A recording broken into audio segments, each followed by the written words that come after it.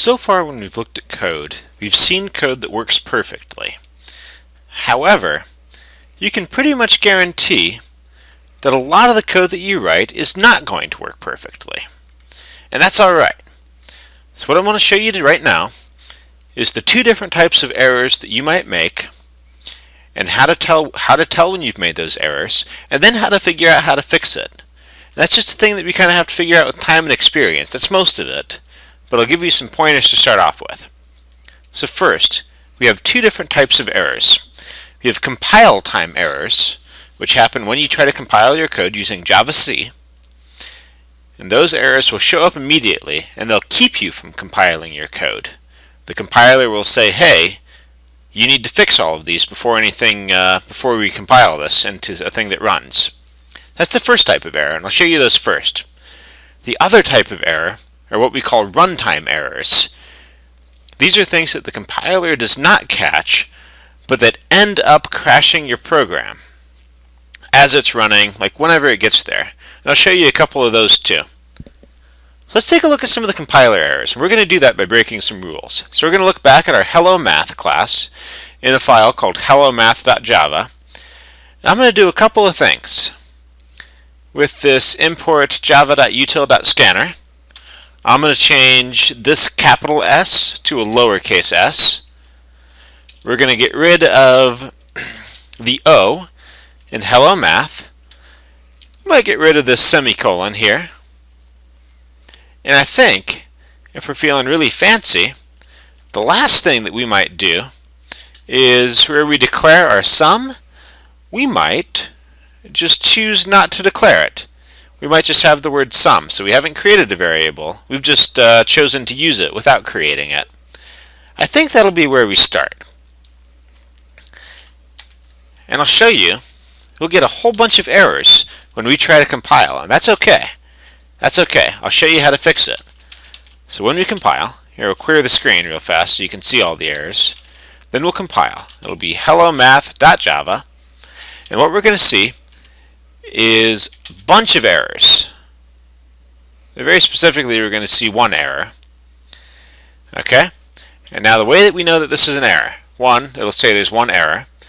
And then what we do, the very first part is that hellomath.java, and then we have a colon, and that's our line number, so we have to go to line 7. And then it'll tell us the error code. In this case, there's a semicolon expected. And it'll even, really helpfully, tell us exactly where that semicolon needs to be. So, we'll go back, we'll fix it. That's pretty easy. We can head up to line 7, head all the way to the very end, then add a semicolon, and then we can save and quit. Now, let's try compiling again, and we should find a few more errors. And by a few more, I mean a lot more errors. We'll find 6 errors. Okay. Now when you see a whole bunch of errors like what we have here, the thing that we need to do, is start with the very top one. Because in a lot of cases, that very first error is going to cause some of the later errors. It's not always going to be the case, but in a lot of cases. So we're going to scroll up just a little bit, and we'll look at our very top error. And the very first one is this Hello Math Java 3, that's in line 3, class hellomath is public and should be declared in a file named hellomath.java. Okay, now we know that that's not the case. We know that we want this to be hellomath. We just mistyped it. So that we'll go back, we'll open up our file, we're going to ignore the rest of these errors, and we're just going to open up our file, we'll go to line 3, and then we'll fix that one. And so you can head to line 3, which we can see by the line numbers, or you can see by the cursor down at the bottom. The first one is the line number, the second one is your column position. We'll hit I to get into insert mode. We'll stick an O in there. And we'll save and quit. We had 6 errors last time, but now we fixed one of them, so hopefully we'll just have 5 errors. We'll try compiling. And now we get only 5 errors, so that's exciting. That's good news. It means that we're making some headway. Now the next thing that we run into is this error cannot find symbol, class scanner, and package java.util. And it says cannot find symbol. What it really means is that it can't find a class called scanner with a lowercase s. That's what the symbol is. It's just a name for things. So we can probably go back and fix that too. And we get this cannot find symbol a couple of times, where it says that it's cannot find symbol with that scanner, and we know that one exists, but we're not importing the right one, so Java doesn't know where to find it. And we have the same thing up here, which means that if we fix this error that's on line 1, we should be able to fix everything. And the way that we know that this is on line 1 is, assuming we don't get lost in the scrolling up, we just look at that number that's right after this first cursor, that line 1. That's how we know it's there. Then the next problems are on line 7. But let's fix the first one first and see if that makes it go away. So we'll open up a file again. And on line 1, we're just going to take that lowercase s scanner and change it to a capital S. Then we'll save and quit. We know that this is right because it matches what we've done before. And hopefully that'll make it so that this line works, and it'll also make it so that this line also works. So we should go from 6 errors down to 3 errors. Hopefully. So we'll save and quit. We'll go javac hello math.java. Now we're down to 2 errors. So we went from 5 errors to 2 errors. Okay, so now let's look at the next thing.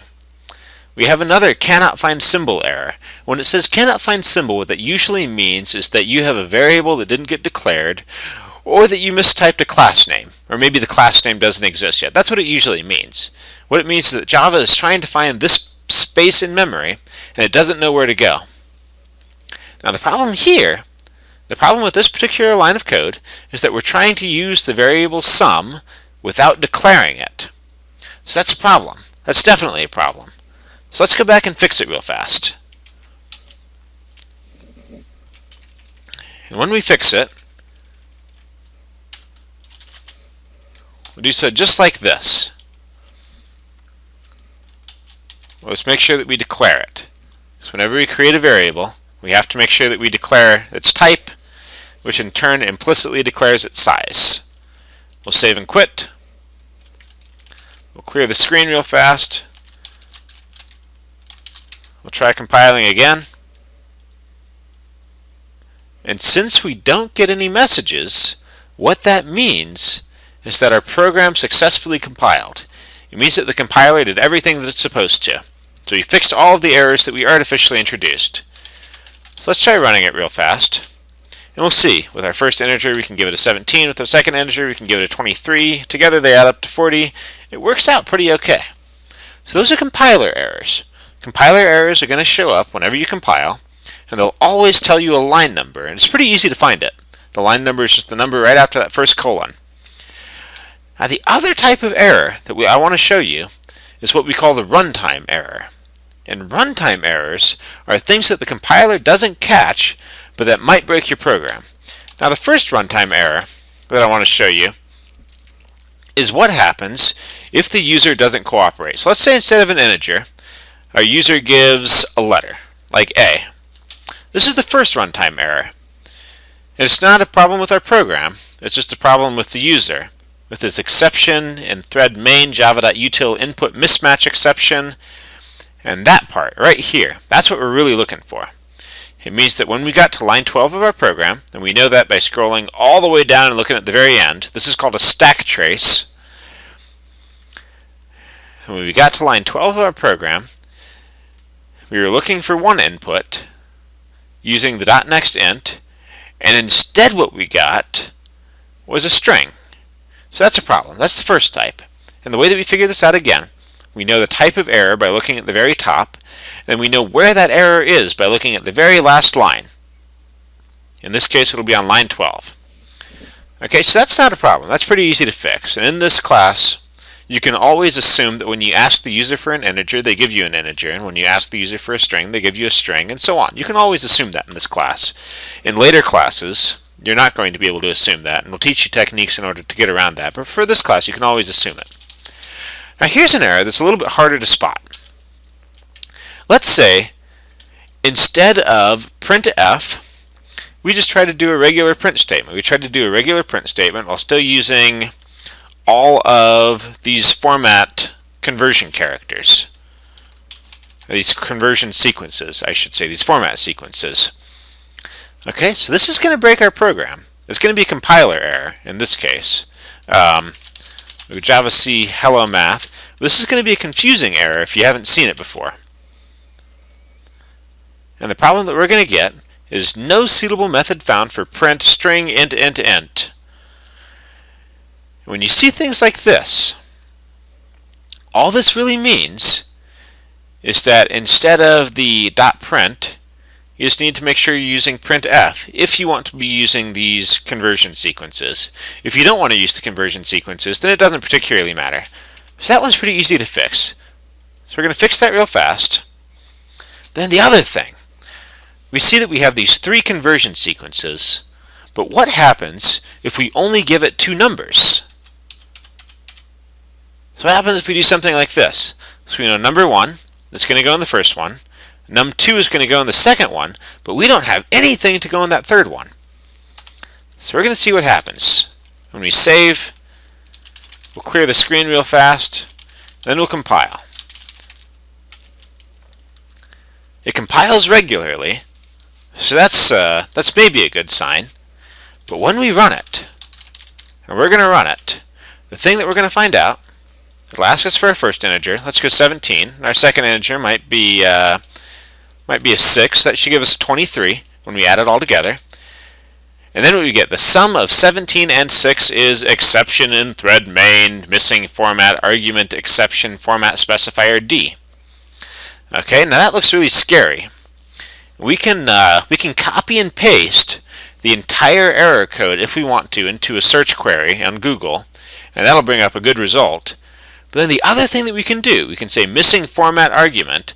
What that probably means is that we have something that doesn't work in the way that it's supposed to. And if you go all the way down to the very last line, and that's where you go with these runtime errors, if it crashes your program, you go down to the very last line, and we see that on line 19, we've got a problem. So we can open this back up, we can head to line 19, and we see that we have 1% D, 2% Ds, and 3% Ds, but we only have these 2 arguments. And so we can fix that, right? Or you can say sum. We can just put the sum right there. Now there's nothing to stop us, necessarily. So long as we have an integer here, Java does not care. It's not going to check to make sure that this is actually the sum. It's not going to say, oh, the sum of this number and that number is another number, it better add stuff together. Java isn't going to do that for you. What Java is going to do is it's just going to check to see if we have 3 integers. So we could, if we wanted to, if we're feeling really snarky, we could even put like a -500 here. And that's going to still work. That's still going to work because we have an integer for the first format character, we have an integer for a second format character, and we have an integer for a third format character. And this is going to give us incorrect math. That's not a thing that Java is ever going to detect. That's a thing that we as human beings will have to do. We'll have to do the work for. Java does exactly what we tell it to do, even if the thing that we tell it to do isn't what we mean. Okay, so we're going to compile, we're going to clear the screen, we'll compile, and then we're going to run this baby. And then what we see, for our first integer, I'm going to put a 5, and for our second integer, maybe a 12, and this should give us 17, but we know from looking at our program, this is actually going to give us a -500. And so this is the third type of error. Right? This is the secret third type of error, which is to say it's a programmer error. It's a logic error. It's not a thing that causes your program to crash. It's not a thing that causes your program to not compile. It's a problem with the way that you typed, or in this case, the way that I typed the code, which is to say that the thing that we thought we were telling the program to do is nowhere near the same as the thing that we actually want the program to do. This is a mistake that we as humans made that our computers are never going to check for us, and it's important that we check for that. It's important that we build test cases and plan. This particular example is pretty easy, but in later assignments it's going to be a little difficult. So what we've talked about so far is how to find errors, and a lot of it has to do with figuring out what line problems happen on. Then you go and you fix it, and with experience you'll get a lot better at it. When we come back, we'll talk about comments, and I'll add some closing remarks. See you in a bit.